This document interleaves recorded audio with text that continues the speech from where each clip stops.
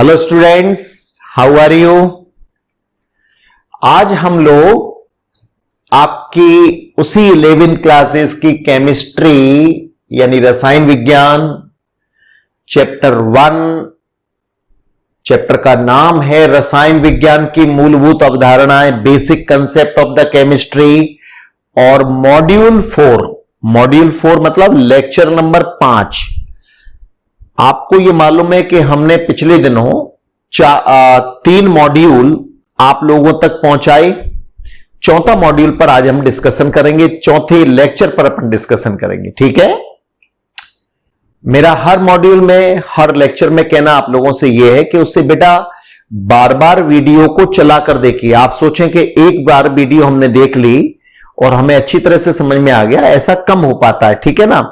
इसलिए नोट्स को बार बार पढ़िए और वीडियो को बार बार चलाइए, ठीक है ना। पूरा वीडियो देखें शुरू से अंत तक, ठीक है। और वीडियो अगर आपको अच्छा लगता है, क्लास आपको अच्छी लग रही है, तो अपने बाकी लोगों के लिए भी शेयर कीजिए। इसके अलावा पहले चैनल को सब्सक्राइब कीजिए और लाइक भी कीजिए। आपके लाइक ही मुझे आपकी क्लासेस को अच्छा पढ़ाने के लिए प्रेरित करेंगे। आपके लाइक मेरे लिए उत्प्रेरक का काम करेंगे, कैटलिस्ट की तरह से काम करेंगे। सो आर यू रेडी? ओके। तो पिछले मॉड्यूल से हम लोग कुछ पढ़ते चले जा रहे हैं। जैसे हम लोगों ने पदार्थ का वर्गीकरण किया था, पदार्थ को 2 तरीके से बांटा था, शुद्ध पदार्थ और मिश्रण। याद आ रहा है आपको? आज भी मैंने लिख रखा है। शुद्ध पदार्थ में हमने 2 तरीके के पदार्थ सम्मिलित किए हैं, जिन्हें हम लोग तत्व और यौगिक कहते हैं। यानी तत्व भी शुद्ध पदार्थ है तो यौगिक भी शुद्ध पदार्थ है, ठीक है। शुद्ध पदार्थ का मतलब एक ही प्रकार के अवयवी कण हैं उसके अंदर, ठीक है। बोर्ड पर आपको फिर द्वारा मैंने कुछ तत्वों के प्रतीक लिख रखे हैं। जानते हैं अपन, हाइड्रोजन, हीलियम, लिथियम, बेरिलियम। इनको बार बार बेटा इनके प्रतीक, इनके परमाणु क्रमांक और जितने भी तत्वों के मैंने आपको परमाणु द्रव्यमान लिखाए हैं उनको बार बार याद कीजिए, ठीक है। और जब तक आप उन्हें याद नहीं करेंगे, आगे का पूरा मटेरियल उन्हीं पर आधार होगा, उन्हीं पर आधारित होगा बेटा। ये इस बात को समझ लीजिए आप लोग। इसलिए रोजाना तत्वों के प्रतीक, उनके परमाणु क्रमांक, उनके परमाणु द्रव्यमान आप अनिवार्य रूप से रोजाना देखिए, ठीक है। ओके। इन तत्वों के प्रतीक जो मैंने बनाए हैं, zinc, copper, nickel, cobalt, iron, manganese, chromium, vanadium, titanium, scandium, calcium, sodium, magnesium, aluminium, silicon, phosphorus, sulphur, chlorine, argon, potassium, hydrogen, helium, lithium, beryllium, boron, carbon, nitrogen, oxygen, fluorine, neon, ठीक है। आगे आप सब आपके पास में है, आप रोजाना याद करिए। बोर्ड पर रोजाना उस बात को लिख पाने में भी अपन परेशानी महसूस करेंगे। आज हमारा मेन फोकस होगा यौगिक पर। दैट्स हेडिंग इज यौगिक। और जैसे ही हेडिंग यौगिक लिखी गई है तो यहां इस हेडिंग के हिंदी नाम में ही छिपा हुआ है योग। योग मतलब 2 का जोड़ना, 2 या 2 से अधिक का जोड़ना योग कहलाएगा। कंपाउंड वर्ड्स कहां से आए बेटा? कंबाइन से आया, कंबाइन, जुड़ना, राइट। तो जब ये तत्व जो आप देख रहे हैं और बाकी और भी हैं, टोटल तत्वों की संख्या आपको मैंने एप्रोक्स तत्वों की संख्या, लगभग तत्वों की संख्या 118 बताई थी। तो तत्व के बारे में क्या बताया? तत्व पदार्थ का शुद्ध रूप है, ठीक है, जिसमें एक ही प्रकार के अवयवी कण होते हैं। अधिकांशतया तत्वों के अवयवी कण होते हैं बेटा परमाणु। इसलिए अपन तत्व के लिए क्या बोला करते थे? परमाणु क्रमांक, परमाणु द्रव्यमान, और ये तत्वों के प्रतीक हैं। परमाणु क्रमांक जैसे इसका परमाणु क्रमांक कितना है बेटा? 1, ये 2, ये 3, ये 4, ये 14, ये 24, ये 22, ये 28, ये 18, ये 6, ये 3, ये 10। हर तरीके से रैंडमली भी याद रखना है आपको, अनियमित क्रम में भी आपको याद रखना है, ठीक है ना। जो आप लोग रोजाना रेगुलर प्रैक्टिस से आपको याद होगा, ठीक है। ओके। तो तत्व के संदर्भ में बहुत सारी जानकारियां हम लोगों ने लिखी, समझिए, समस्थानिक से लेकर औसत परमाणु द्रव्यमान से लेकर, ठीक है, समझ में आ रही है बात। तत्व के परमाणु द्रव्यमान की परिभाषा। तो तत्व का अवयवी कण कौन होता है बेटा? परमाणु। तो अपन ने परिभाषा इसके लिए चुना, किसको गया बेटा? कार्बन 12 का 1/12वां भाग, 1/12 पार्ट ऑफ C12 एटम।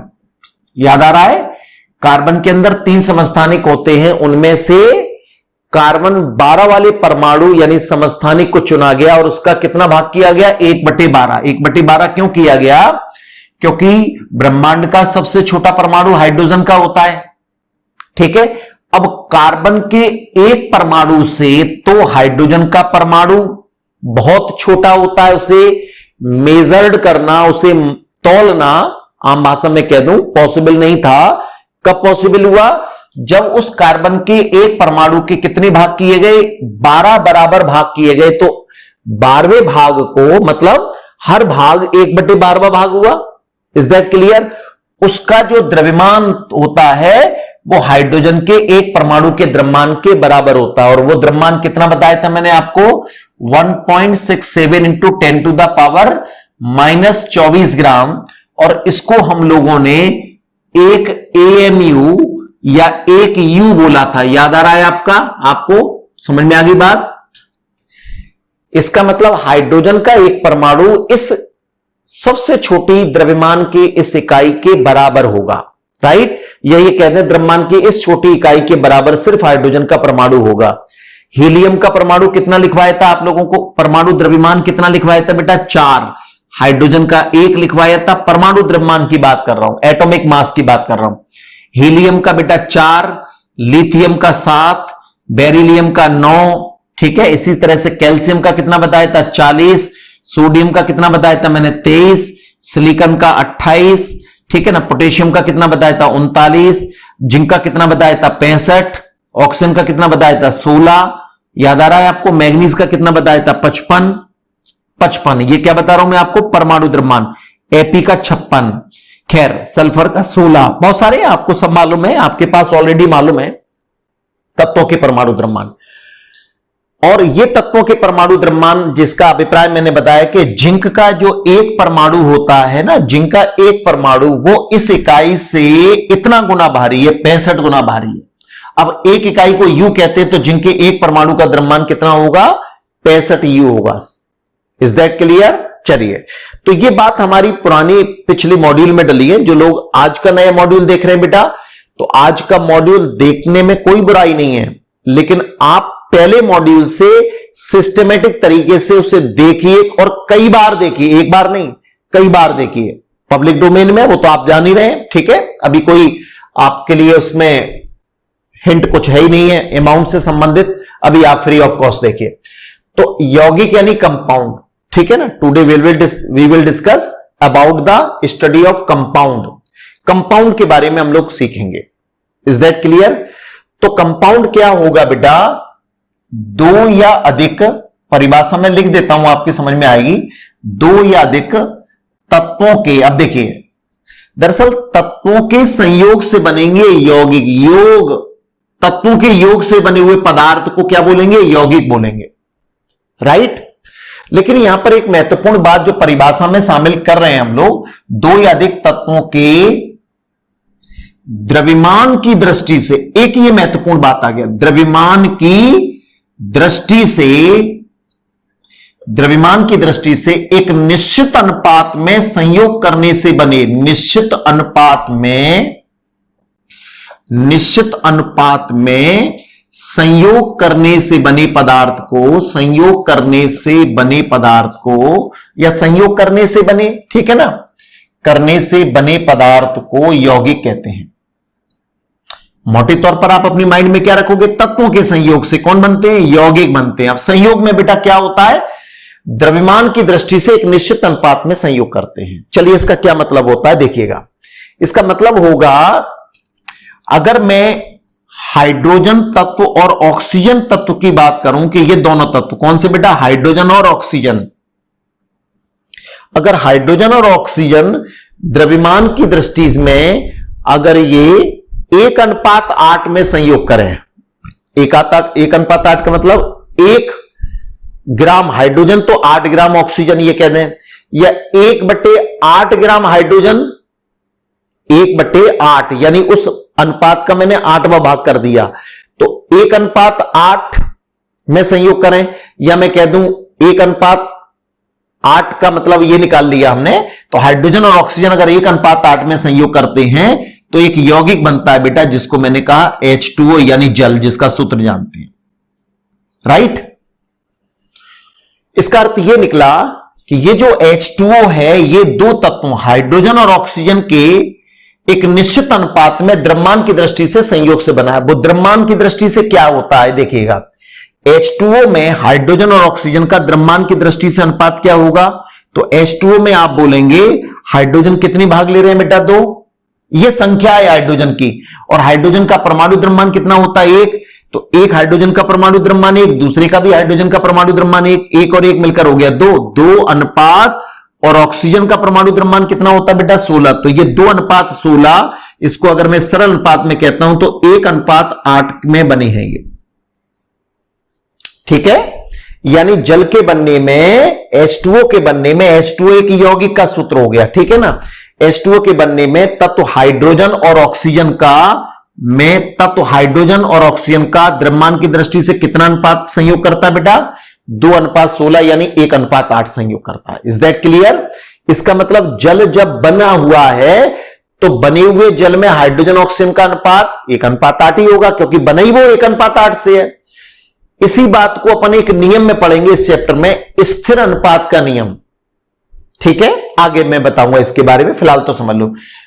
तो ये द्रव्यमान की दृष्टि से एक अनुपात इनका स्थिर है, 1:8, ठीक है। यदि मुझे बना हुआ जल कहीं से भी मिलता है, उसमें इनके तत्वों का, जिससे ये बना है ना जल, हाइड्रोजन ऑक्सीजन का अनुपात सदैव स्थिर रहेगा, 1:8 ही रहेगा, निश्चित रहेगा, राइट। तो अगर मैं ये कहूं कि बेटा इस पात्र में ये भरा हुआ है जल, ठीक है, जल भरा हुआ है ये। अब चूंकि जल कमरे के ताप पर बेटा द्रव होता है, ये तो मालूम है हमें, कमरे के ताप पर क्या होता है बेटा, द्रव, ठीक है। इसका मतलब है कि कमरे के ताप पर जल के अणुओं में, अगर ये जल का अणु कह दूं तो जल के अणुओं में क्या लगे हैं बेटा, आकर्षण लगे। इस आकर्षण का अपन आगे जाकर नाम देंगे, इसको हाइड्रोजन बंध कहते हैं, जल के अंदर जल के अणुओं में, ठीक है। तो इसमें से जो आप निकालेंगे ना, इसमें से थोड़ा सा आपने निकाला तो बहुत सारे जल के अणु निकल आए बेटा। ये जल के अणु आपस में किससे जुड़े हुए हैं, हाइड्रोजन बंध से जुड़े हैं, ठीक है ना। तो इसका जो अवयवी कण होंगे, यौगिक के जो अवयवी कण होते हैं, मैंने यहां लिखा अवयवी कण, यौगिक के अवयवी कण बेटा जल मतलब अणु होते हैं। जैसे तत्वों के अवयवी कण क्या होते थे बेटा, परमाणु, वैसे यौगिक के अवयवी कण क्या होते हैं, अणु होते हैं, राइट। अब इस जल में से मैंने जो थोड़ा सा ये निकाला है ना, ये निकला हुआ अलग कर दिया। अब इसमें कितने जल के अणु हैं, अलग बात है, अपन अभी थोड़ी देर बाद डिस्कशन करेंगे कितने अणु हैं। तो अभी क्या देखा है आपने, परिभाषा समझ में आई यौगिक की, ठीक है। इसी तरह से और उदाहरण बताऊं मैं आपको। तो ये द्रव्यमान की दृष्टि से एक निश्चित अनुपात आपके दिमाग में आएगा। मैंने लिखा बेटा कार्बन डाइऑक्साइड CO2, तो CO2 में कार्बन व ऑक्सीजन का, कार्बन का परमाणु द्रव्यमान हमें मालूम है 12 होता है, तो 12:1 ऑक्सीजन का 16, 2 ऑक्सीजन का 16, 16 32, तो 16 दूनी 32, 12:32 में संयोग करेंगे। अगर इसको सरल बनाया जाए तो 4 × 12, 4 8 32, यानी 3:8 हो गया। समझ में आई बात, 12:32 को हम 3:8 कह सकते हैं। इसी तरह से और लिया मैंने, मान के चलिए मैंने कहा NaCl, ठीक है ना। तत्व Na और Cl के संयोग से, जिसमें Na और Cl में संयोग Na का कितना लगा होगा, 23, एक सोडियम है, सोडियम का 23 होता है, क्लोरीन का 35.5 होता है, तो 23:35। अब इसका कोई सरल अनुपात नहीं बनेगा, तो अपन कहेंगे 23:35 में तत्व सोडियम और तत्व क्लोरीन दोनों संयोग करेंगे। बैटरी कुछ दिमाग में बात, कोई भी तमाम आपको मालूम है कि 118 तत्व होते हैं। ये तत्व और तत्व आपस में अगर द्रव्यमान की दृष्टि से संयोग करते चले जाए, आप देखिए हाइड्रोजन को अगर मैं फास्फोरस से, हाइड्रोजन को सल्फर से, हाइड्रोजन को क्लोरीन से, हाइड्रोजन को कार्बन से, हाइड्रोजन कार्बन के संयोग से CH4, बहुत सारे, हाइड्रोजन को नाइट्रोजन से, हाइड्रोजन को ऑक्सीजन से, हाइड्रोजन को फ्लोरीन से, Ap को कार्बन से, Ap को नाइट्रोजन से, Ap को ऑक्सीजन से, Ap को फ्लोरीन से, तो ये आपस में जब संयोग करते चले जाएंगे ना, तो अरबों खरबों की संख्या में यौगिक तैयार हो जाएंगे, अरबों खरबों में, मिलियन बिलियन के अंदर तैयार हो जाएंगे, लाखों करोड़ों अरबों खरबों में हो जाएंगे, राइट। तो ये सब कौन हुए, यौगिक हुए। परिभाषा समझ में आई आपको, इज दैट क्लियर। आगे बढ़ू मैं, दो या दो से अधिक तत्व। अब आप कहोगे सर ये तो उदाहरण आपने दो hydrogen oxygen, carbon oxygen, sodium और क्लोरीन, दो या दो से अधिक और भी तत्व वाला बनाइए, तो दूसरा वाला ले लो कॉपर सल्फेट CuSO4। तो कॉपर सल्फेट में बेटा तीन तत्व हो गए, कॉपर, सल्फर और ऑक्सीजन। इस यौगिक में तीन तत्व, कॉपर का होता है 63.5, एक कॉपर है, सल्फर का 32 बेटा, एक सल्फर है, ऑक्सीजन 4 है, 16 चौक 64, ये अनुपात होगा। अब इसका सरल अनुपात चूंकि नहीं बना पा रहे तो अपन यही अनुपात बता देंगे, 63.5 अनुपात 32 अनुपात 64 में इन्होंने संयोग किया होगा। तो यौगिक के अभिविकर्ण क्या होते हैं? अणु। इसलिए प्रत्येक यौगिक का एक निश्चित सूत्र होता है जिसको अपन अणु सूत्र कहते हैं। अणु सूत्र क्यों कहेंगे? जैसे वहां कहते हैं प्रत्येक तत्व का एक निश्चित प्रतीक होता है, राइट, वहां सूत्र नहीं बोलेंगे। यौगिक का एक निश्चित सूत्र होता है, निश्चित सूत्र। ये देख रहे हैं जल का सूत्र क्या है बेटा? तो मैं कहूंगा H2O, जिसे क्या बोलेंगे? उसका अणु सूत्र बोलेंगे अपन। क्यों बोलेंगे? क्योंकि तत्वों के अभिविकर्ण कौन होते हैं बेटा? अणु। इसलिए यौगिक के लिए उसके सूत्र को यौगिक का सूत्र कह दो, क्योंकि वो उसके अणु का सूत्र है, इसलिए अणु सूत्र कहेंगे। Is that clear? एक यहीं से थोड़ी सी बात को और आगे बढ़ाते हैं, और वो क्या है? प्रत्येक यौगिक का एक निश्चित आणविक द्रव्यमान होता है। आणविक द्रव्यमान, जैसे तत्व के अभिविकर्ण परमाणु होते थे, अपन क्या कहते हैं? प्रत्येक तत्व का एक निश्चित परमाणु द्रव्यमान होता है, वैसे ही यौगिक के अभिविकर्ण होते हैं अणु। इसलिए यौगिक का सूत्र मतलब अणु सूत्र। एक दूसरी बात एक और मैंने क्या बोली अभी मैंने, प्रत्येक यौगिक का एक निश्चित आणविक द्रव्यमान होता है, मॉलिक्यूलर मास होता है बेटा, आणविक द्रव्यमान। Is that clear? आणविक द्रव्यमान, हियर न्यू हेडिंग इज आणविक द्रव्यमान। ठीक है।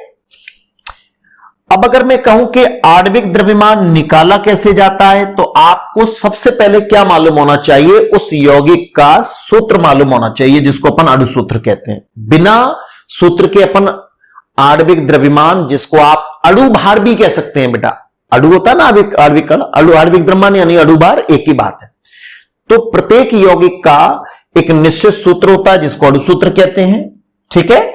और प्रत्येक यौगिक का एक निश्चित आणविक द्रव्यमान होता है। आणविक द्रव्यमान कैसे निकलेगा?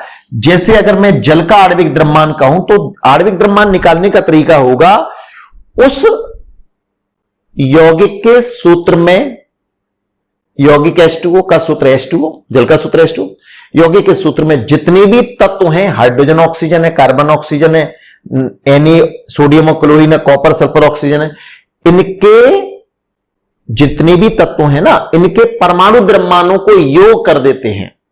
ठीक है ना, उनको जोड़ देते हैं। यौगिक नाम से पता चल रहा होगा। तो आणविक द्रव्यमान कैसे निकलेगा? तत्व हाइड्रोजन और ऑक्सीजन के परमाणु द्रव्यमानों को जोड़ देंगे। अब हाइड्रोजन के परमाणु कितने इसमें? 2, तो एक हाइड्रोजन के परमाणु का द्रव्यमान 1 हो गया, दूसरे का 1 हो गया, ऑक्सीजन का 16 होता है, तो 1 + 1 + 16 बराबर 18 निकल आएगा। बात समझ में आ रही है? तो मैं आपको अलग से यहां अगर मेंशन कराऊं, आपको परिभाषा हो गई, स्क्रीनशॉट वगैरह जो लेना है ये सब आपको याद होनी चाहिए बेटा, तब आपको ये समझ में आ पाएगी बात। ठीक है। तो यौगिक भी पदार्थ का शुद्धतम रूप है बेटा, ये भी समझ में आना चाहिए। तत्व भी है तो यौगिक भी पदार्थ का शुद्धतम रूप है, जिसमें एक ही प्रकार के अभिविकर्ण होते हैं, और वो अभिविकर्ण क्या होते हैं? अणु होते हैं। Is that clear? तो जल का सूत्र क्या हुआ बेटा? H2O का आणविक द्रव्यमान क्या होगा? अणु भार क्या होगा? का आणविक द्रव्यमान। आणविक द्रव्यमान कैसे निकलता? उस तत्व के सभी परमाणु द्रव्यमान उस तत्व मतलब उस यौगिक के सूत्र से। पहली बात तो सूत्र मालूम होना चाहिए। ठीक है ना। सूत्र में सभी तत्वों के परमाणु द्रव्यमानों को जोड़ देंगे। तो मैं नीचे घुमा दिया ये, तो आपको अगर मैं अलग अलग बताऊं तो मैंने कहा एक हाइड्रोजन का 1, दूसरे हाइड्रोजन का भी 1, एक ऑक्सीजन का 16 बराबर कितना आ गया? 18 आ गया। तो जल का आणविक द्रव्यमान आप क्या बोलोगे बेटा? 18 बोलोगे। इसी तरह से कार्बन डाइऑक्साइड का आणविक द्रव्यमान, ठीक है, कार्बन डाइऑक्साइड का आणविक द्रव्यमान जोड़ो बेटा इन सबको। अब आगे चलकर मैं इतना जो लैंग्वेज में लिख रहा हूं थोड़ा लिखना कम करेंगे, क्योंकि ऑलरेडी आपके पास नोट्स है ना बेटा। तो देखिए कार्बन का 12, एक ऑक्सीजन का 16, दूसरे ऑक्सीजन का 16 जोड़िए, 16 दूनी 32 और 12 44 हो गया। तो CO2 का आणविक द्रव्यमान कितना होगा? 44 होगा। इसी तरह से अगर मैं ये कहूं कि सर कॉपर सल्फेट का निकालो, सर कॉपर सल्फेट का, तो निकालने के लिए दिक्कत कहां है बेटा, आपको तत्वों के परमाणु द्रव्यमान याद होंगे तो आप निकाल सकते हैं। Is that clear? कॉपर का कितना हो गया बेटा 63.5, सल्फर का बेटा 32, एक ऑक्सीजन का 16, 4 बार ऑक्सीजन को मैं 4 बार 16 16 नहीं लिख रहा, यहां लिख दिया था मैंने, अब मैं डाइड कर देता हूं 16 चौक 64। ठीक है, जोड़िए बेटा, इसको जोड़ने पर ये जितनी वैल्यू आती है कितनी आएगी, जोड़ो। 0.5 तो ये लिखे ही है, ये तो आपको दिख ही रहा होगा 0.5, 3 और 2 5 और 4 9, राइट, 6 और 3 9 और 6 15, 159.5 आ जाएगा, 159.5। ये क्या होगा, कॉपर सल्फेट का आणविक द्रव्यमान होगा। और लीजिए H2SO4 का आणविक द्रव्यमान निकालिए। ठीक है, 2 हाइड्रोजन का 2, अब मैं डायरेक्ट करने लगा हूं, 2, एक सल्फर का 32, एक ऑक्सीजन का 16, 16 चौक 64, मैंने डायरेक्ट जोड़ी, जोड़ लो इनको, सबका निकालेंगे तो 98 आ जाएगा, 98, 16 चौक 64। जोड़ने के लिए अपन को टाइम नहीं खर्च करना है, जोड़ना जानते हैं, 16 चौक 64 प्लस 32 प्लस 2 बराबर 98 आ जाएगा। इसी तरह से मैंने लिखा, इसको कहते हैं सल्फ्यूरिक अम्ल। ये किसका सूत्र है, ये कॉपर सल्फेट का, ये कार्बन डाइऑक्साइड का, ये तो जल है, ये सल्फ्यूरिक अम्ल अम्लों का राजा कहलाता है, सल्फ्यूरिक अम्ल अम्लों का राजा। ठीक है, अम्लराज अलग चीज है बेटा, ये अम्लों का राजा है, ये कॉपर सल्फेट है बेटा। ठीक है, कॉपर सल्फेट है। H2SO4 सल्फ्यूरिक अम्ल कहते हैं हम लोग इसको, सल्फ्यूरिक अम्ल। गंधक का तेजाब भी कह सकते हैं आप आम भाषा में, गंधक, गंधक कहते हैं सल्फर को, तो गंधक का तेजाब भी कह सकते हैं, राइट। इसी तरह से मैंने लिखा ग्लूकोज, तो ग्लूकोज हिंदी में लिखने के बाद ब्रैकेट में मैंने उसका सूत्र लिखा C6H12O6, ये ग्लूकोज का सूत्र है। अब जोड़िए, 12 छिंग 72, 1 गुणा 12 और 16 छिक्का 96, जोड़ो बेटा, आप खुद ही जोड़िए, मैं डायरेक्ट लिख रहा हूं अब 180। ग्लूकोज का आणविक द्रव्यमान ग्लूकोज के सूत्र से निकाला जाए 180 होगा। ठीक है, तो क्या किसी यौगिक का आणविक द्रव्यमान कभी बदल सकता है?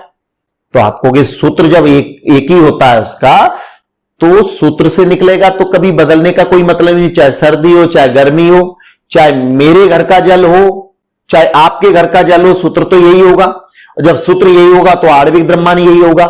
तो सर्दी गर्मी, ताप कम करने ज्यादा करने, देश बदलने, घर बदलने, ठीक है, कभी भी उसका सूत्र नहीं बदलेगा, सूत्र नहीं बदलेगा तो आणविक द्रव्यमान नहीं बदलेगा।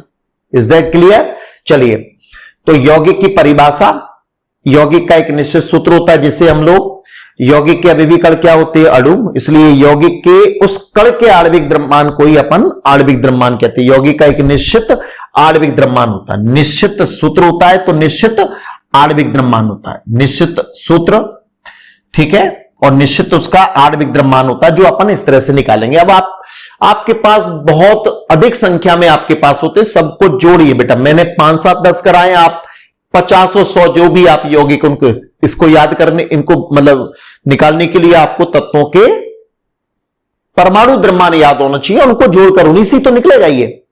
यहां तक बात समझ में आ गई?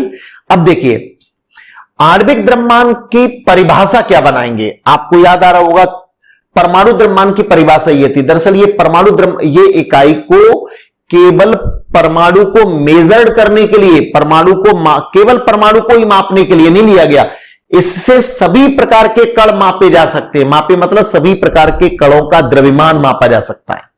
मतलब परमाणु का द्रव्यमान मापना है तो कार्बन 12 के 1/12 भाग से वो कितना गुना भारी है।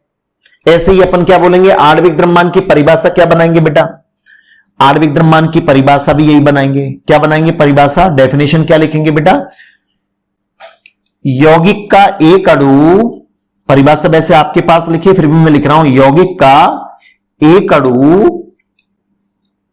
अणु जैसे तत्व का एक परमाणु, पर उसकी परिभाषा में लिखा था, यहां लिखेंगे यौगिक का एक अणु उस इकाई से, वो इकाई क्या है, एक अणु कोमा लगाए कार्बन 12 के 1/12 भाग से जितना गुना भारी होगा, जितना गुना भारी होगा, दिख रहा है बेटा, थोड़ा नीचे लिख दिया है मैंने, दिख रहा है ये, ठीक है ना, जितना गुना भारी होगा, जितना गुना भारी होगा वह मान उस यौगिक का आणविक द्रव्यमान, यौगिक का आणविक द्रव्यमान कहलाता है। आणविक द्रव्यमान कहलाता है। Is that clear? यौगिक का एक अणु इस इकाई से जितना गुना भारी होगा, अब बिल्कुल बहुत आसान तरीका देखिए। CO2 का एक अणु बेटा, CO2 के अणु का आणविक द्रव्यमान 44 है। इसका मतलब यह निकला कि CO2 का एक अणु इस इकाई से 44 गुना भारी है। बात बैठ रही है दिमाग में? कितने गुना भारी है? 44 का मतलब आसान हो गया कि सर उसके सूत्र से जो हम आणविक द्रव्यमान निकालते हैं, दरअसल उसके पीछे ये वाला मात्रक लगा दें, U लिखना या AMU लिखना। जैसे मैंने ये U लिख दिया, U, राइट? तो क्या मतलब निकाला इसका? मतलब कि सर एक U इस इकाई का द्रव्यमान है, राइट? इसकी तुलना में ये 44 गुना भारी होता है CO2 का एक अणु। जल का एक अणु 18 गुना भारी होता है। कॉपर सल्फेट का एक अणु 159.5 गुना भारी होता है। H2SO4 का एक अणु 98 U, जो लिखा है ना हमने 98 के पीछे U लगा दिया गया। तो अगर उसके सूत्र से निकाले गए मान के पीछे यौगिक के सूत्र यौगिक, ये सब यौगिक के सूत्र के से निकाले गए आणविक द्रव्यमान के पीछे U लगा दिया जाएगा, तो उस यौगिक के एक अणु का द्रव्यमान बन जाएगा। कोई प्रॉब्लम? ठीक वैसे ही जैसे तत्वों के परमाणु द्रव्यमान हमने जो याद किया, जिंक का 65, चांदी का 108, मैग्नीज का 55, फास्फोरस का 31, सल्फर का 32, उन मान के पीछे अगर U लगा दिया जाएगा तो बेटा उस तत्व के एक परमाणु का द्रव्यमान बन जाएगा। ऐसे ही यौगिक के सूत्र से निकाले गए आणविक द्रव्यमान के पीछे U लगा दिया जाएगा तो उसके एक अणु का द्रव्यमान होगा। यहां तक बात समझ में आ रही है? एक अणु का द्रव्यमान होगा। तो आणविक द्रव्यमान की परिभाषा स्क्रीनशॉट ले सकते हो, वैसे आपके पास ऑलरेडी लिखा हुआ है। तो एक अणु, जैसे ग्लूकोज का एक अणु कार्बन 12 के 1/12 भाग से 180 गुना भारी है। यानी तराजू के एक तरफ ग्लूकोज का एक अणु रखा जाए तो दूसरी तरफ इस प्रकार के ये जो भाग है ना, कार्बन 12 का 1/12 भाग, मालूम है कितने चढ़ जाएंगे? 180 चढ़ जाएंगे। तो अपन कहेंगे जब 180 ये इकाइयां होंगी तब ग्लूकोज का एक अणु के बराबर होगा। तो अपन क्या कह सकते हैं कि ग्लूकोज का एक अणु कार्बन 12 के 1/12 भाग से 180 गुना भारी है। इसे अपन देखा जा सकता है। Is that clear? यहां तक कोई प्रॉब्लम बेटा? इसके बाद मैं आपको जो अगली बात बताने जा रहा हूं बिल्कुल वैसे ही जैसे तत्वों के परमाणु द्रव्यमान में लिखी थी। यहां तक हो गया बेटा? समझ में आई बात ये? ओके। अब देखिएगा, हमने जो अभी आपको पिछले दिनों जो बताया था उसकी कंपैरिजन में आपको बताऊं क्या लिख रहा हूं। अब मैं आपको आणविक द्रव्यमान के बजाय ग्राम आणविक द्रव्यमान लिखने की बात कर रहा हूं। ग्राम आणविक द्रव्यमान। अब आप इतनी बात समझ में आ गई होगी आपको। पिछले वाला वीडियो याद आ रहा है कि नहीं आपको? परमाणु द्रव्यमान के पीछे हम मतलब परमाणु द्रव्यमान से पहले हमने क्या लिख दिया था? ग्राम। तो ग्राम आणविक द्रव्यमान कहलाएगा, था कि नहीं? जैसे याद करो, Zn का परमाणु द्रव्यमान कितना होता बेटा? 65 के पीछे U लगा दिया जाए और 65 के पीछे ग्राम लगा दिया जाए तो याद आ रहा है कुछ? क्या फर्क आ जाएगा? 65 के पीछे U लगाते ही बेटा ये जिंक के एक परमाणु का द्रव्यमान होगा और 65 के पीछे ग्राम लगाते ही ये 65 के पीछे ग्राम लगाते ही ये जिंक का ग्राम परमाणु द्रव्यमान यानी जिंक का ग्राम परमाणु द्रव्यमान होगा। ग्राम परमाणु द्रव्यमान। और आपको वहां मैंने एक और बात बताई थी आपको, ग्राम परमाणु द्रव्यमान का दूसरा नाम क्या होता है बेटा? बताइए। ग्राम परमाणु द्रव्यमान का अगर ग्रामों में प्रदर्शित किया जाए उसके परमाणु द्रव्यमान को, याद आ रहा है? दरअसल ये अब Zn के 1 मोल परमाणुओं का द्रव्यमान हो गया। 1 मोल परमाणुओं का द्रव्यमान हो गया।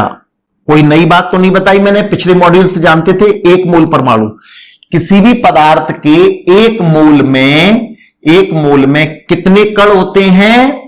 6.023 गुणा 10⁻23 कण होते हैं। कण मैंने शब्द बोले, यानी अगर मैं कह रहा हूं 1 मोल परमाणु तो इतने परमाणुओं की संख्या को हम लोग शॉर्टकट में 1 मोल कह देते हैं। तो इतने परमाणुओं का द्रव्यमान होगा बेटा ये, यानी 1 मोल परमाणु का द्रव्यमान यानी मोलर द्रव्यमान। तो ये हो गया Zn का मोलर द्रव्यमान। ठीक यहां भी कुछ ऐसा ही होगा। Is that clear? अगर मैं जिंक के लिए कहूं बेटा 130 ग्राम, ये एक जिंक का टुकड़ा है जिसका वजन है 130 ग्राम। ध्यान से सुनिएगा, जिंक जस्ता भी कहते हैं, यसद भी कहते हैं, पुराना नाम इसका यसद है, जस्ता भी कहते हैं अपन इसको, ठीक है ना, जिंक कहते हैं अपन इसको। तो जिंक का ये वजन एक टुकड़ा है बेटा जिसका वजन 130 ग्राम है। तो यहां कुछ भी दिया जाए हमें उससे थोड़ा ना कोई मतलब है। जैसे ही जिंक हमारे दिमाग में आएगा हम कहेंगे 65, राइट, 65। अब देखिए यहां ग्रामों में कहा गया है तो हम इस 65 के पीछे भी ग्राम लगा दें, तो ये तो जिंक का एक फिक्स मान हो गया, परमाणु द्रव्यमान। ये इसका 1 मोल बराबर 1 मोल, इसको 1 मोल बोलेंगे कि नहीं हम लोग। इसका मतलब अगर इसका वजन, इस टुकड़े का वजन बेटा कितना होता, 65 ग्राम होता, तो मैं इसको 65 ग्राम तो है ही, मैं इसको और क्या कह देता, 1 मोल जिंक कह देता। क्या कह देता बेटा, मैं 1 मोल जिंक कह देता। लेकिन मुझे तो दिया 130 ग्राम। थोड़ी कैलकुलेशन की दृष्टि से मैंने ऐसी वैल्यू लिखी जो आप समझ सकें। 65 ग्राम को 1 मोल जिंक कहूंगा, लेकिन 130 ग्राम को कितना बोलूंगा बताइए मैं, यस, कितना, 2 मोल बोलूंगा मैं, बोलूंगा कि नहीं। 65 दूनी 130, इज दैट क्लियर। तो 65 ग्राम होता है 1 मोल जिंक, तो मैं इसको बोलूंगा 2 मोल जिंक। यानी ये जो टुकड़ा है ये 2 मोल जिंक का टुकड़ा है। मालूम है इसमें परमाणु कितने हैं, जब मैं कह रहा हूं 2 मोल जिंक है तो 1 मोल में इतने परमाणु होते, तो मैं इसमें कितने का गुणा कर दूंगा, 2 का गुणा कर दूंगा, इतने परमाणु होंगे इस टुकड़े में, राइट। यहां तक समझ में आई बात। एक तो बेटा उसी तरह से आणविक द्रव्यमान अभी हमने निकालना सीखा था। अब देखिए CO2 के लिए यहां लिखा जाएगा ना 44, दोनों में क्या फर्क है देखिए। CO2 12, 16 दूनी 32, 12 44, सूत्र से निकाल लिया। इसके पीछे U लगाने और इसके पीछे ग्राम लगाने, दोनों में क्या फर्क आएगा, वही बात आ जाएगी जो यहां लिखा गया था। क्या फर्क आ गई कि सर ये तो 44 U लिखने का मतलब हो गया CO2 का आणविक द्रव्यमान, मतलब एक अणु का द्रव्यमान। CO2 के एक अणु का द्रव्यमान होगा जिसको आप आणविक द्रव्यमान कहते हैं, राइट। तो आणविक द्रव्यमान यानी अणुभार और मोलर द्रव्यमान में यह फर्क है कि आणविक द्रव्यमान यानी अणुभार एक अणु का द्रव्यमान होगा और मोलर द्रव्यमान उसके 1 मोल अणुओं का द्रव्यमान होगा। बात समझ में आ गई। जैसे परमाणविक द्रव्यमान 1 परमाणु का द्रव्यमान होगा और मोलर द्रव्यमान उसमें 1 मोल परमाणु का, और 1 मोल में परमाणुओं की संख्या कितनी होती है बेटा, 6 जैसे 12 चीजों को 1 दर्जन कहते हैं, वैसे इतने परमाणुओं को, इतनी चीजों को हम 1 मोल चीज कह सकते हैं। Is that clear. तो 44 ग्राम का मतलब हो गया CO2 के 1 मोल अणुओं का द्रव्यमान, CO2 के 1 मोल अणुओं का द्रव्यमान, अणुओं का द्रव्यमान यानी CO2 का मोलर द्रव्यमान। बात समझ में आ गई, मोलर द्रव्यमान। अब मैंने ये उदाहरण लिया, आप कोई सा भी उदाहरण ले लेते। मैं अगर यहां NaOH ले लेता तो NaOH जोड़ो बेटा, सोडियम का 23, ऑक्सीजन का 16, हाइड्रोजन का 1, कितना आ गया 40, राइट। 40 U कहना, 40 ग्राम कहना, क्या सर दोनों अलग चीजें। 40 U NaOH के 1 अणु का द्रव्यमान होगा, 40 ग्राम NaOH का ग्राम आणविक द्रव्यमान होगा, ग्राम आणविक द्रव्यमान। और ग्राम आणविक द्रव्यमान का दूसरा नाम क्या है, मोलर द्रव्यमान, उस यौगिक का मोलर द्रव्यमान। बात बैठी कुछ दिमाग में बेटा, ठीक है। मोलर द्रव्यमान, यौगिक का मोलर द्रव्यमान, यौगिक का मोलर द्रव्यमान बैठी कुछ दिमाग में, क्योंकि बेटा वो 1 मोल अणुओं का द्रव्यमान होता है, इसलिए अपन उसको यौगिक का मोलर द्रव्यमान कहते हैं। तो ग्राम आणविक द्रव्यमान का दूसरा नाम क्या होगा, उस यौगिक का मोलर द्रव्यमान होगा। जैसे ग्राम परमाणु लिखा तो अणु है, पर मैं क्या कह रहा हूं, ग्राम परमाणु द्रव्यमान बराबर होगा तत्व का, यहां यौगिक लिखा है, यौगिक की बात कर रहे हैं, तत्व की बात कर चुके, तत्व का मोलर द्रव्यमान, क्योंकि इसमें 1 मोल परमाणु होंगे। बैठी बात दिमाग में। तो आज हमने यौगिक की परिभाषा, यौगिकों के सूत्र से उनका आणविक द्रव्यमान निकालना, आणविक द्रव्यमान की परिभाषा, ग्राम आणविक द्रव्यमान की परिभाषा क्या होगी, जब आणविक द्रव्यमान को ग्रामों में प्रदर्शित किया जाएगा तो वो ग्राम आणविक द्रव्यमान कहलाएगा। उस ग्राम आणविक द्रव्यमान को हम उस यौगिक का मोलर द्रव्यमान इसलिए कहते हैं क्योंकि वो उसके 1 मोल अणुओं का द्रव्यमान होता है, क्योंकि वो उसके 1 मोल अणुओं का द्रव्यमान होता है। Is that clear. चलिए अब हम नेक्स्ट नई हेडिंग की तरफ डिस्कशन करने जा रहे हैं, ओके। और वो नई हेडिंग क्या है, स्क्रीनशॉट वगैरह लेना है आप लीजिए, वीडियो को बेटा बार बार पॉज करके चलाइए। उसमें एक आई का साइन आता होगा ना, देखिएगा आप, आई का साइन आ रहा है बेटा। आई का साइन पर जैसे ही आप क्लिक करेंगे, ये मॉड्यूल 4 चल रहा है, पिछला मॉड्यूल आ जाएगा, मॉड्यूल नंबर 3 आ जाएगा। अगर आपको यह लगता है कि सर ने पिछले मॉड्यूल में इससे संबंधित बातें बताई है, तो वो दबाते ही आप पिछले मॉड्यूल पर क्लिक करिए, वो आ जाएगा, ठीक है ना। टेलीग्राम पर आपको नोट्स पहुंच रहे होंगे, उम्मीद है। कोई दिक्कत हो तो बताते रहिएगा, ठीक है ना। आपको बार बार नोटिफिकेशन जाएगा, सब्सक्राइब करोगे तो नोटिफिकेशन जाएगा, और जो लाइक वाला है बेटा वो जरूर दबाइए, जितने भी छात्र देख रहे हैं और आपको पसंद आ रहा है, ताकि वीडियो आगे और कंटिन्यूअस मिलती रहे। लाइक वाला बटन भी दबाइएगा बेटा, ठीक है ना। इससे आप लोगों को, मुझे भी मालूम रहेगा कि हाँ ठीक है, छात्र समझ रहे हैं, मालूम चल रहा है, ठीक है ना। लाइक शेयर वगैरह भी करिए उसको, ये है, क्योंकि यही हमारी सबसे बड़ी ताकत होती है। हमें आपका लाइक शेयर और जो सब्सक्राइब है, यही हमें ऊर्जा प्रदान करता है। इस समय की हमारी यही ताकत है, ठीक है। नई हेडिंग होगी प्रतिशत संगठन, प्रतिशत संगठन, राइट, परसेंटेज कंपोजिशन। इसको क्या बोलेंगे अपन, परसेंटेज कंपोजिशन। ये कह सकते हैं इस हेडिंग को, अगर मैं ये कहूं या लगाकर, यौगिक में तत्व की प्रतिशतता, प्रतिशतता, ठीक है ना। हिंदी में मेंशन कर देता हूं मैं, प्रतिशतता, प्रतिशतता। अब जब बात प्रतिशतता आती है, तो हमें मालूम है कि किसी चीज को 100 में कहना। जैसे मार्केट में कोई चीज 12%, अगर इस पेन में 12% की छूट दी जा रही है, इसका क्या मतलब है? इसका मतलब यह निकलेगा कि अगर ये पेन की कीमत 100 रुपए अगर होती है, तो 12 रुपए इसमें छूट मिल जाएगी। और पेन की कीमत मान के चलो 10 रुपए है, तो 10 रुपए का 12% बनाइए, तो आप क्या जवाब दोगे? 1 रुपए 20 पैसे। 12% कितना बनेगा बेटा? 1 रुपए 20 पैसे। तो 10 रुपए में से 1 रुपए 20 पैसे कम होकर आपको 7 रुपए 80 पैसे का यह पेन मिलेगा। यही तो इसका मतलब होता है, ठीक है। तो यौगिक में तत्व की प्रतिशतता मैं क्या बताने जा रहा हूं, मैंने एक यौगिक लिखा बेटा KClO3। क्या लिखा? KClO3, potassium chlorate. यौगिक लिखा मैंने ग्लूकोज C6H12O6। यौगिक लिखा मैंने CH4। यौगिक लिखा मैंने NH3। ये तमाम यौगिकों के सूत्र है। ये पोटेशियम क्लोरेट का सूत्र है, पोटेशियम क्लोरेट, ग्लूकोज, अमोनिया, मतलब मेथिल अमोनिया, ठीक है। धीरे धीरे आप उनके सूत्रों को देखते रहिए, याद होते रहेंगे, दिमाग में बैठ जाएगी बात। इसका नाम है potassium chlorate, potassium chlorate. Is that clear? Chlorate, 2 ion है इसमें, पोटेशियम आयन और क्लोरेट आयन, ओके। हेडिंग है यौगिक में, तो यौगिक ये है। तत्व की प्रतिशतता, इसमें 3 तत्व है, यानी परसेंटेज ऑफ पोटेशियम, पोटेशियम की प्रतिशतता, परसेंटेज ऑफ, ठीक है, क्लोरीन, परसेंटेज ऑफ ऑक्सीजन, ठीक है, ये निकालना है। देखिए, परसेंटेज ऑफ का मतलब वो होता है, इसकी परिभाषा बनाई जाए तो आप इसे कहेंगे यौगिक के 100 ग्राम में उपस्थित, यौगिक के 100 ग्राम में, क्योंकि 100 में बताना है ना परसेंटेज, यौगिक के 100 ग्राम में उपस्थित तत्व की मात्रा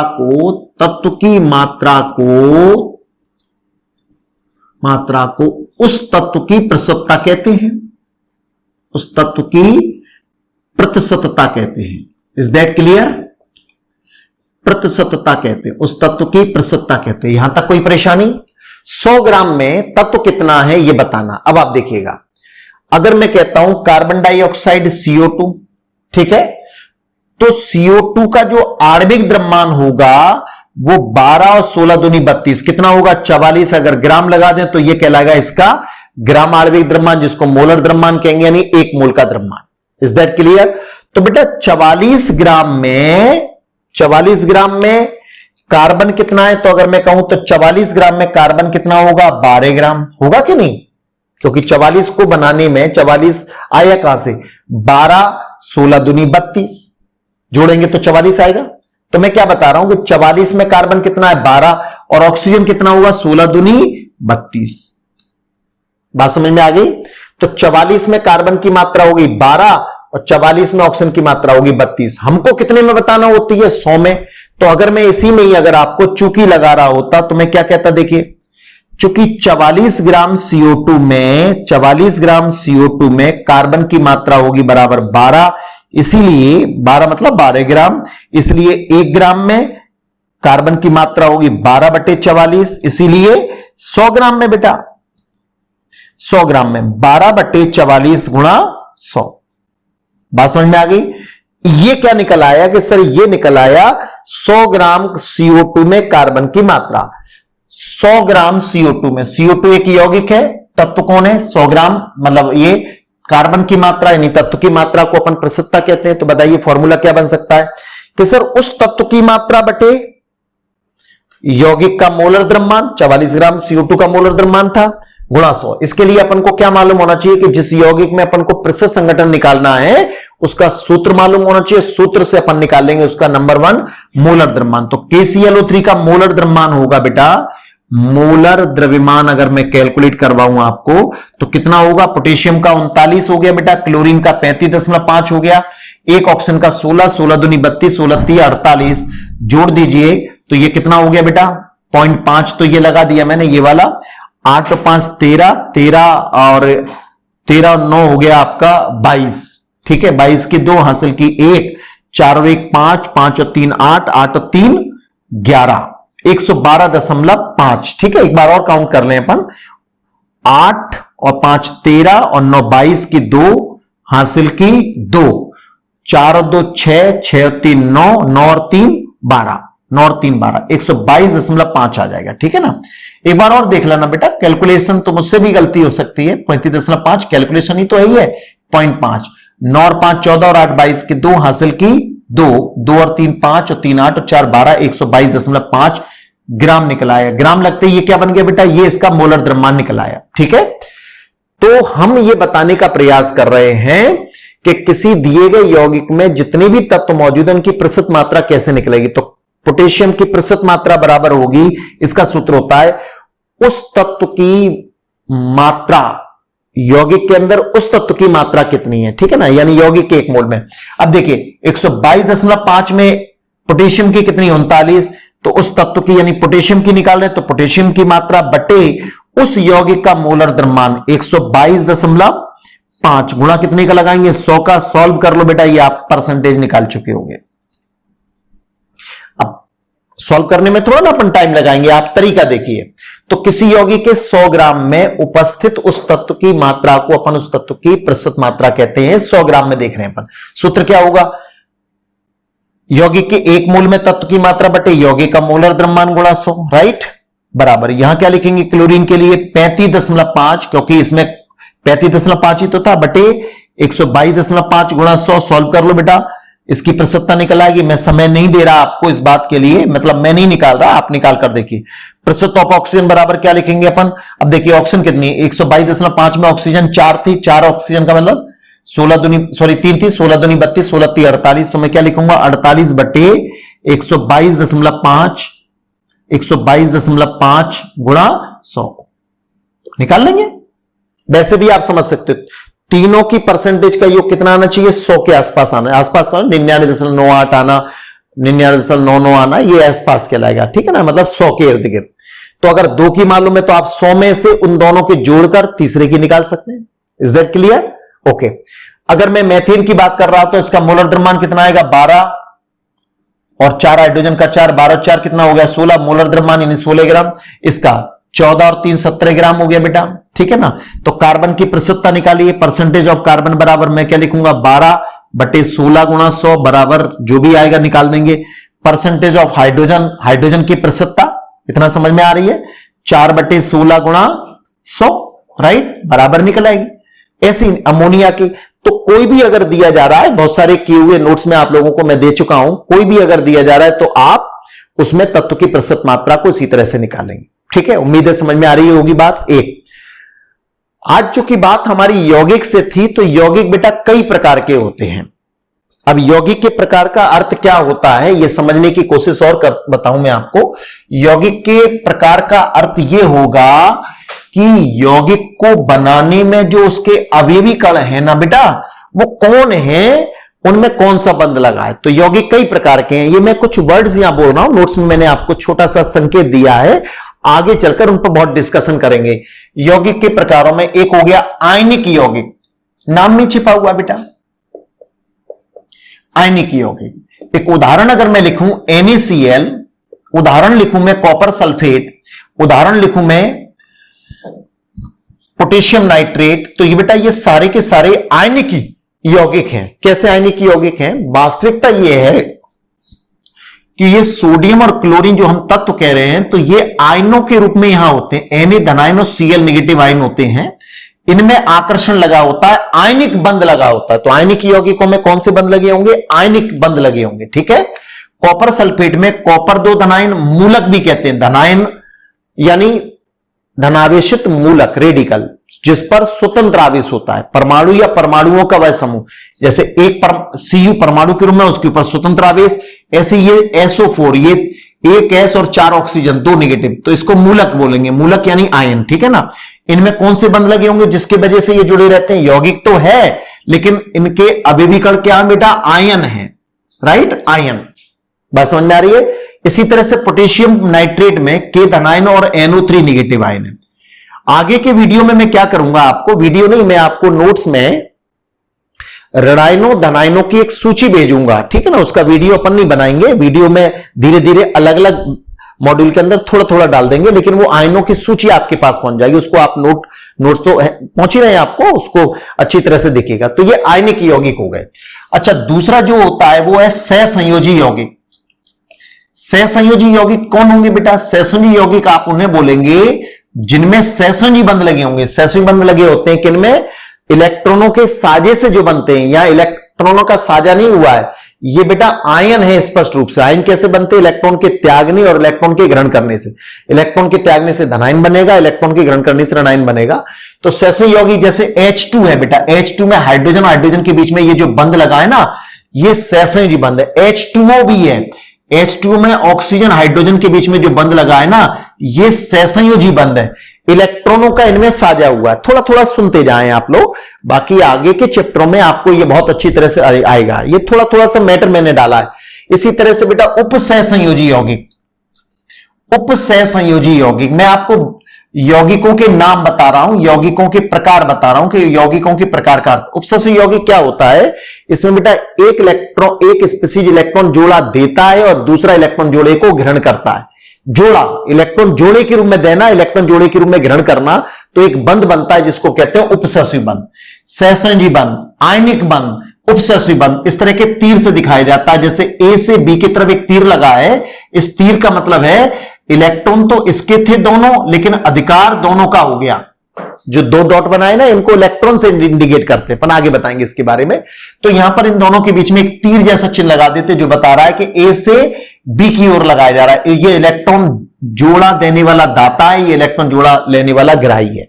इस प्रकार के यौगिक भी देखेंगे आपको। एग्जाम्पल में मैंने लिखा है CuNH3 का होल 4 और ये 2 धनावेश लगे। तो बेटा कॉपर और अमोनिया में यहां पर इसी तरह का बंध लगा होता है, जिनके बारे में आपको, अच्छा 12वीं क्लास में इसका एक पूरा चैप्टर है, चैप्टर का नाम ही उपसहसंयोजी यौगिक है, 9वां चैप्टर है आपकी 12वीं क्लासेस में। खैर आप घबराइए मत, इन सारे बारे में डिस्कशन करेंगे। यौगिक आया ना तो मैंने कुछ शब्द दिया। इसी तरह से मैं इसके बाद आपको एक नाम और दे रहा हूं, यहां पर 3 के बाद में चौथा नाम और दिया मैंने, योगात्मक यौगिक। बहुत सारे यौगिक आपने ये ऐसे देखे होंगे जिनमें यौगिक यौगिक के साथ जुड़ा हुआ होगा। जैसे नीलथोता का सूत्र होता है CuSO4.5H2। अब देखिए इसमें 2 यौगिक हो गए, कॉपर सल्फेट एक यौगिक और H2 भी यौगिक। तो यौगिक और यौगिक भी आपस में संयोग करके जो पदार्थ बनाएंगे उनको कहेंगे अपन क्या? योगात्मक यौगिक कहेंगे। जैसे फिटकरी का सूत्र सुना है आप लोगों ने, आपके पास नोट्स में भी मैंने फिटकरी का सूत्र होता है K2SO4.Al2SO4 का होल थ्राइस डॉट 6H2 और सॉरी 24H2, जल के 24 अणु जोड़े जाते हैं, पोटास एलम कहते हैं। अब देखिए एक यौगिक पोटेशियम सल्फेट, एल्यूमिनियम सल्फेट दूसरा यौगिक, जल तीसरा यौगिक। तो थोड़ा थोड़ा सा माइंड सेट करने के लिए मैंने ये डाला, राइट। तो यौगिक के इस तरह से कई नाम हो गए, कई प्रकार हो गए, आयनिक यौगिक, सहसंयोजी यौगिक, उपसहसंयोजी यौगिक। बंध कौन सा लगा है इस पर आधारित होता है। और यौगिक यौगिक भी आपस में जुड़कर योगात्मक यौगिक बनाते। तो बहुत सारे यौगिकों में आप डॉट लगाकर H2O देखा होगा। ये नीला थोथा मार्केट में मिलता है, नीला थोथा जहरीला होता है, ये फिटकरी का सूत्र है, ठीक है ना। तो इस तरह से हम लोग, ये फिटकरी का सूत्र है जो रेड कलर से लिखा गया, फिटकरी, पोटास एलम भी कहते हैं अपन इसको, ठीक है। और ये नीला थोते का सूत्र है बेटा, नीला थोता। Is that clear? तो आप अपने आप को इस तरह से ये समझ सकते हैं कि यौगिक के बारे में आज सर ने क्या क्या बताया, तत्व की प्रतिशत संगठन क्या होता है। उम्मीद है अच्छा लगा होगा। कल के वीडियो में अपन, कल की क्लासेस यानी नेक्स्ट क्लासेस आपको जब भी प्रोवाइड होगी, उसमें हम मॉड्यूल नंबर 5 पर डिस्कशन करेंगे और क्या पढ़ाएंगे हम लोग, वो आगे के मॉड्यूल में अपन। ओके बेटा।